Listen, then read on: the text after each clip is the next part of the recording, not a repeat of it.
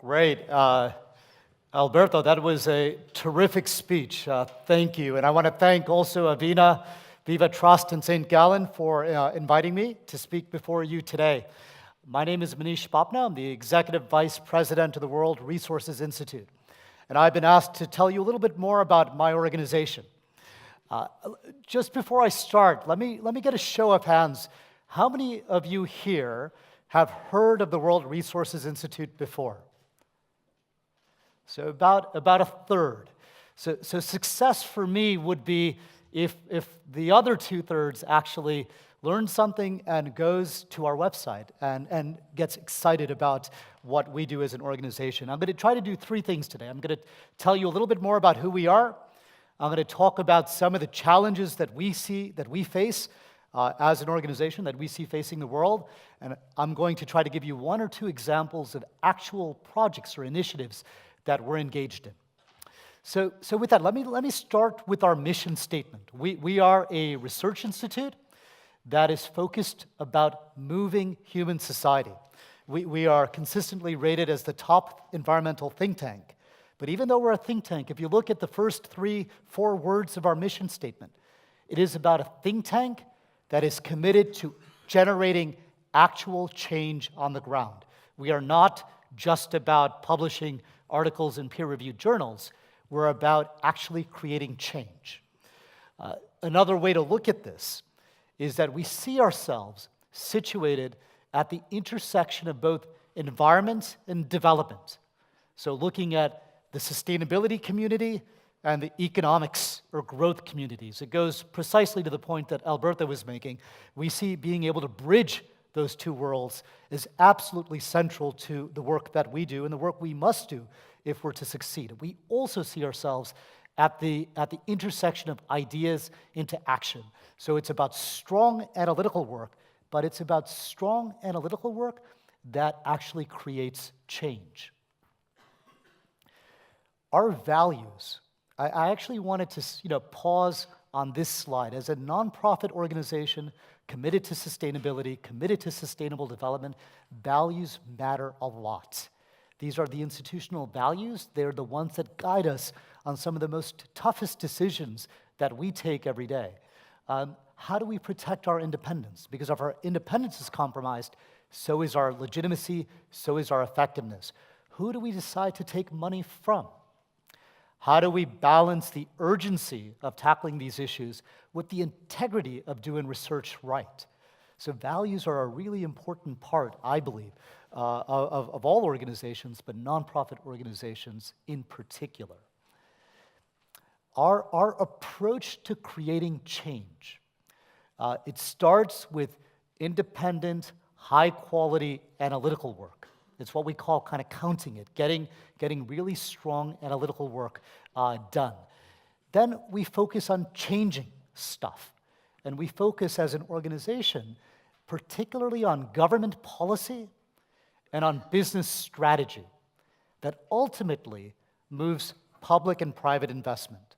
So it's about creating the right market signals through government policy, engaging with business directly, ultimately to move investment from high carbon or environmentally unsustainable type investments to low carbon, more sustainable type investments. It's about how you move the trillions, not the millions that matter.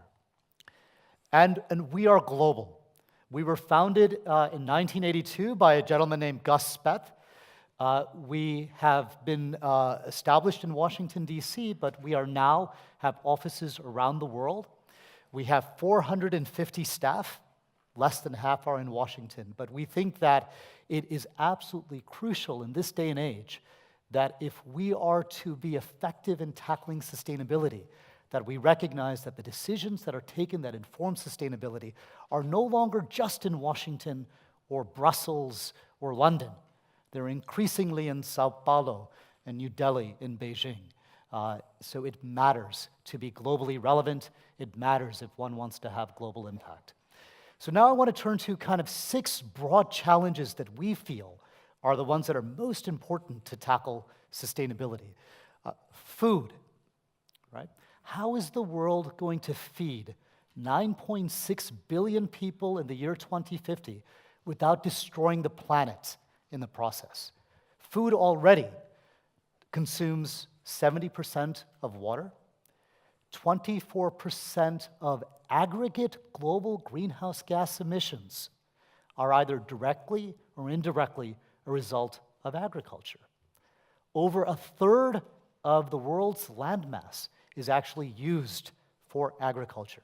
So how are we going to increase the desire to feed the planet, to make sure no one goes to bed hungry, while we have to, at the same time, reduce the footprint of agriculture on the planet? A second challenge around forests. Forest ecosystems are absolutely essential for so many things that we care about, whether it's biodiversity, whether it's carbon sequestration, whether it's around water regulation, local climate impacts, livelihoods, or just the sheer intrinsic pleasure of actually being in a forest. There are goals now both about how do we actually eliminate or stop deforestation by 2030, and there's a lot of work around how we can restore the vast lands that have already been degraded. Water, hugely, hugely pressing issue. In 2030, 1.8 billion people are projected to live in regions with absolute water scarcity. The World Economic Forum a couple of weeks ago released a report that business CEOs see water as the #1 global risk in terms of the impact for business. This is more than geopolitical concerns, more than macroeconomic risks. Water is what they identified as the top risk facing business. How do we begin to tackle this issue? Energy. How do we create energy systems that are able to do three things at the same time? We need energy to drive economic growth, to promote development. We need to help ensure that the 1.3 billion people that still don't have access to basic electricity gets access to electricity in the next few years. And we need an energy system that actually is able to be consistent and compatible with a safe climate. How do we transform the energy system? Climate. Even with the relatively significant commitments made by the EU, by China, the United States in the past few weeks, the world currently is still trending towards a 4-degree warming. How do we get to 2 degrees? How do we actually create the incentives, the market signals to shift the economic structure to be compatible to 2 degrees? And even with 2 degrees, how do we ensure that countries can still adapt to the changes that will take place with that level of warming? And the sixth challenge we see is around cities. This is something that most people weren't focused on 5 or 10 years ago. But massive urbanization shifts are taking place. By 2050, we will see another 2.5 billion people moving into cities at a rate that's been unprecedented in human history. 90% of this urbanization will take place in Asia and in Africa. And Latin America, which has already been quite highly urbanized, has a lot of lessons to teach Asia and Africa. But will cities be developed that kind of look compact with high quality of life, that are quite clean? Or will they grow as sprawling cities with high levels of air pollution and deep levels of congestion?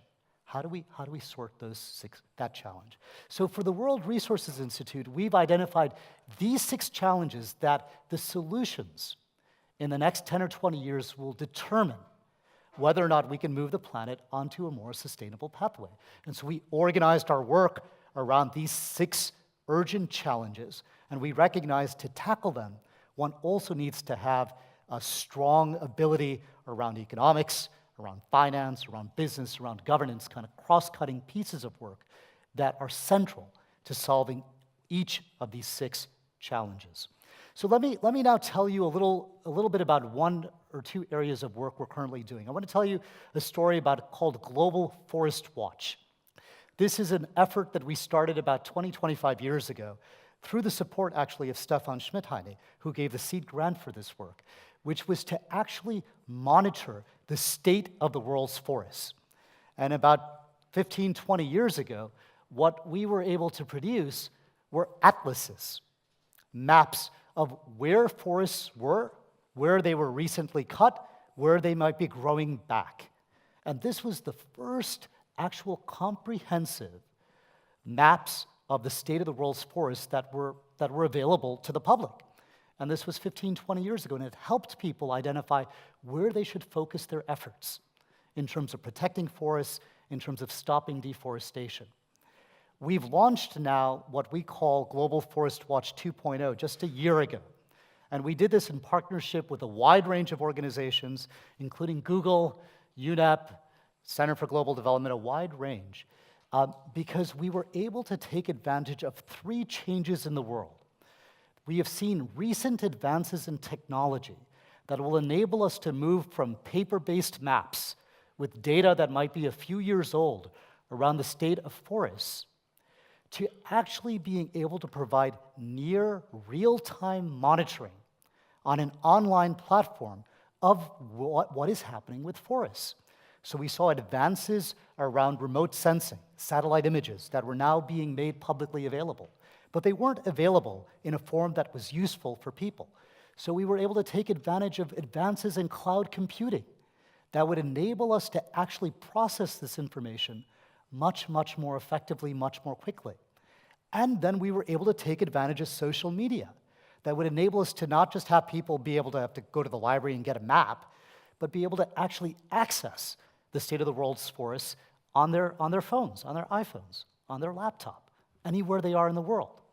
And so what we launched last year is a platform that looks like this, and you can basically go and move into, let's say we wanted to go to Indonesia. Each of those pink dots represent a space where remote sensing has determined that in the last 16 days or the last in the last couple of years, there's been a change in forest cover, a high probability that logging took place in those areas. But what we can do is we can actually begin to zoom in a particular province, in a particular area. We can begin to overlay where all those pink dots are where we believe there's been forests have been cut. We could overlay where there were oil palm concessions, where you would expect perhaps forests to be cut. The blue area are protected areas, where you would not expect forests to be cut. And you can begin to zoom in and say, well, what is happening there? Why is there forests that appear to be cut in a protected area? And you can do all of this from your cell phone today, right? And then we gave that information to a couple of NGOs. They actually went to the area, and they actually saw the illegal logging that was taking place in a protected area. You can imagine that this type of tool in the hands of media, in the hands of government, in the hands of NGOs, in the hands of those that buy commodities or sell commodities can revolutionize how forests are protected. And so this particular tool is something that we just launched. What is quite exciting is the images you saw are images that are refreshed every 16 days at a resolution of something called 500 meters by 500 meters. It lets you be able to see something on the order of a soccer field. What is exciting is in the next 5-7 years, the resolution of satellite images will improve to such an extent that you will be able to actually see in your own backyard, if 10 trees were to fall, you'd be able to monitor that using satellite images almost on a daily basis. Could you imagine if from our cell phone in 5 years, we could monitor 20, 30 trees being cut anywhere in the world the day before, how that type of radical transparency will change how we can actually protect the forests. I want to give you one more very quick example of work that we're doing. This is called a body of work called the New Climate Economy. Very quickly, two basic challenges facing the planet. One is a growth challenge. Everyone is talking about growth. Anywhere you go, people recognize growth is fragile. Economic growth is fragile. How do we create a model that actually promotes growth for the world today? But the other challenge that we all face is the climate challenge. It may not be the first thing that finance ministers or heads of state or CEOs talk about, but it is arguably a more existential threat than growth. Yet when we talk to most of the economists, finance ministers, CEOs, they say, yes, climate is a problem, but it's too costly right now. We can't deal with it right now because we just don't have the money. We need to focus on growth. We need to focus on employment. We will deal with these issues later. So we actually commissioned a study that was to explore, the central exam question of the study was to explore the relationship between economic growth and climate action. And we actually then brought together 24 very prominent people, the good and the great, in the mainstream economics world, to actually be the face of the study. So it was chaired by the former president of Mexico, Felipe Calderón. It included several heads of state, finance ministers, CEOs, mayors, so that they were the face of this particular study. They were the messengers of this particular report. And the basic report actually found that given the inefficiency in markets today, that if one were to actually promote or address a wide range of market policy institutional failures related to how to improve resource efficiency, right? So think of building efficiency, energy efficiency in building. Think of light bulbs, moving to CFLs, LEDs. These are things that are good for profit, good for growth, but also good for climate. We looked at increasing investment. A key piece of what it takes to stimulate growth is improvements, increases in investment.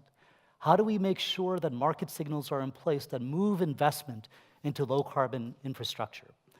We then also looked at innovation. Innovation is a huge, huge piece of the challenge to move to a low-carbon future. Innovation has massive social returns, but oftentimes funding for innovation is less than optimal. So we looked at how does one actually promote increased investment in innovation.